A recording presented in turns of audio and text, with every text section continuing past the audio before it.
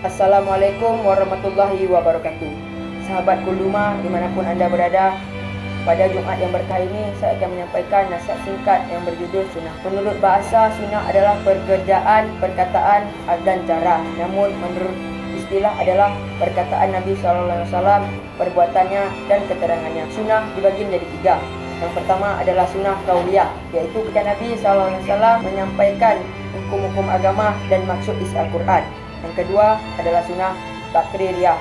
Sunnah takririyah diambil dari kata takrir yang berarti ketetapan. Iaitu ketika Nabi SAW melihat sahabat melakukan suatu perbuatan, maka akan dibiarkan atau ditetapkan dan dilarang. Yang ketiga adalah sunnah fi'liyah, iaitu ketika Nabi SAW mempraktekkan cara beribadah seperti berwudu. Adapun fungsi-fungsi sunnah ada dua. Yang pertama, menjelaskan maksud isi Al-Quran. Yang kedua, berdiri sendiri sebagai landasan hukum agama. Adapun dalil tentang sunnah, A'udzubillahi minasyaitonirrajim. Bismillahirrahmanirrahim. Wa ma atakumur rasulu fakhuzuhu wa ma nahakum anhu fantahun.